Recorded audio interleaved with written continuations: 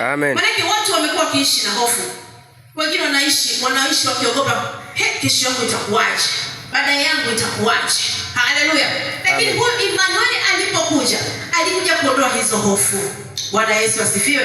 Isaya 41:10 anasema, usiogope maana mimi ni pamoja nawe. Sema mimi ni pamoja nawe. Mimi ni pamoja nawe. Alikuja kututoa hizo hofu. Akisema usiogope. Kwa nini una hofu? Kwa nini una hofu ya kwenda mahali? Kwa nini una hofu ya kufika sehemu fulani? Kwa nini una hofu ya kifo? Kwa nini una hofu ya magonjwa? Kwa nini una hofu? Unaogopa hata kutoka hapo ulipo. Useme ngoja niende mahali nikatafute maisha. Eti kwa sababu tu ule mji ni mpya. Chukua tendo la wakoma. Wakoma walitoka pale walipokuwa wamekaa.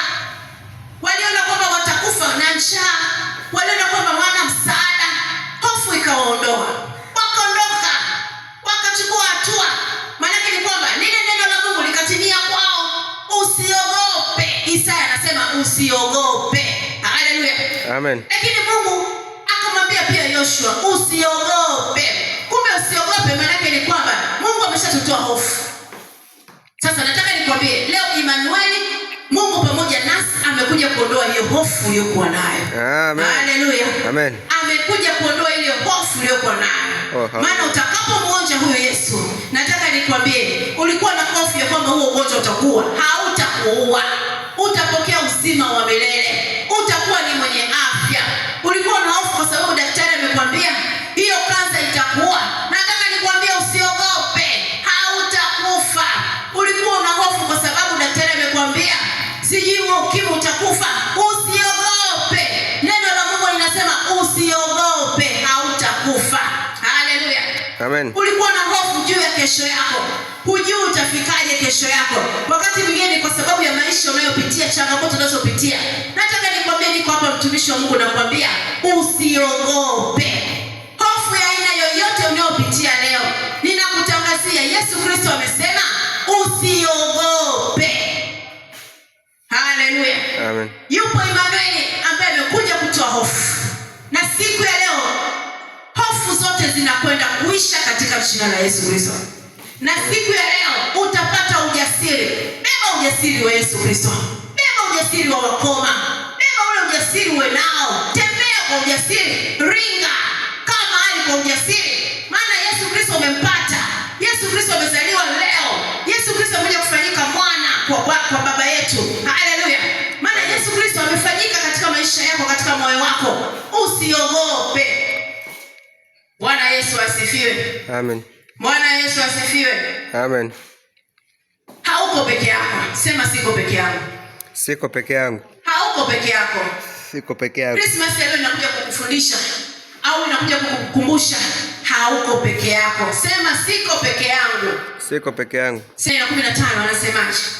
Basi kwa kuwa watoto wameshiriki damu na mwili, na yeye naye vivyo hivyo alishiriki yayo hayo, ili kwa njia ya mauti amharibu yeye aliyekuwa na nguvu za mauti, yani Ibilisi. Haleluya. Lakini mstari wa 15 anasema awache huru wale ambao kwamba maisha yao yote kwa hofu ya mauti walikuwa katika hali ya utumwa. Acha nikwambie kwamba yupo Yesu Kristo ambaye alishiriki mwili wetu. Haleluya. Amen. Alishiriki kifo. Yupo Yesu Kristo ambaye alishinda baada ya kushiriki, lakini alishinda. Hata sisi tunakufa. Yesu Kristo naye alikufa lakini akashinda kifo. Haleluya. Maana ni kwamba alikuja kuvunja hofu na kifo. Hapata kuwa na hofu ndani ya maisha yako katika jina la Yesu Kristo. Amen. Usiwe na hofu na wala usiogope. Yupo Yesu mjasiri. Yupo Yesu Kristo ambaye anatutia nguvu leo, ambaye anatukumbusha leo kwamba yupo yeye aliyetushindia hayo yote. Haleluya. Amen. Haleluya. Amen. Bwana Yesu asifiwe. Amen. Maana yeye alizalika kati ya watu wa kawaida. Maana wakati mwingine tunaweza tukasema au tukajitetea, huyu ni Mungu. Maisha yake ni ya tofauti. Lakini Yesu Kristo hakuwa na maisha tofauti. Alikuwa na maisha yale ambayo tunaishi mimi na wewe leo. Alikuwa akitembea katika ardhi hii tunayotembea nayo. Alikuwa akiishi katika nyumba hizi tunazoishi nazo. Alikuwa kila chakula hiki tunachokula nacho. Aliishi maisha yote ya wanadamu. mwanamke ambaye hata wewe umepita katika tumbo lile lile. Aliishi maisha yote, alikutana na watu kama sisi tunavyokutana nao. Aliongea na watu kama sisi tunavyoongea nao. Alijumuika na watu kama sisi tunavyojumuika nao. Alienda sehemu zote mbalimbali kama sisi leo tunavyofanya. Bwana Yesu asifiwe. Amen. Bwana Yesu asifiwe. Amen. Kwa nini uogope? Usiogope mtumishi wa Mungu. Yupo Yesu Kristo leo anakukumbusha kwamba yuko pamoja na wewe. Leo amezaliwa mshauri wa ajabu. Acha akakushauri mambo yaliyo mema. Acha ukakae ndani yake na yeye akakae ndani yako. Ukaingie ndani yake na yeye aingie ndani yako.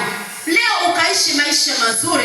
Anatukumbusha ya kwamba yupo Mungu ambaye amekusudiwa kabisa juu ya maisha yetu ili tukaponywe kutokana na hizo hofu, tukaponywe kutokana na magonjwa, tukaponywe kutokana na hizo changamoto na mateso. Wako watu wanapita katika mateso mengi sana, lakini hawajui wafanyeje, hawajui waende wapi. Acha nikwambie mtumishi wa Mungu, mkimbilie Bwana Yesu, maana Krismasi hii ni Mungu pamoja na wanadamu. Mkimbilie Bwana Yesu. Wewe nenda tu kwake, nenda kajiweke katika miguu yake. Yupo Yesu Kristo ambaye amezaliwa leo, anakuhitaji, anataka maisha yako akayabadilishe, uwe mtu mpya, uwe kubarikiwe. Yaani hata watu wakikuangalia washangae, waseme huyu ndio tuliyemwona jana, waseme huyu ndio tuliyemwona juzi, waseme huyu ndio tuliyemwona mwaka jana, washangae, maana utakuwa umebadilishwa. Sema nimebadilishwa. Umebadilishwa. Utakuwa umebadilika katika viwango vya ajabu. Hebu simama mtu wa Mungu tukamshangilie huyu Yesu. Simama tukamshangilie Yesu.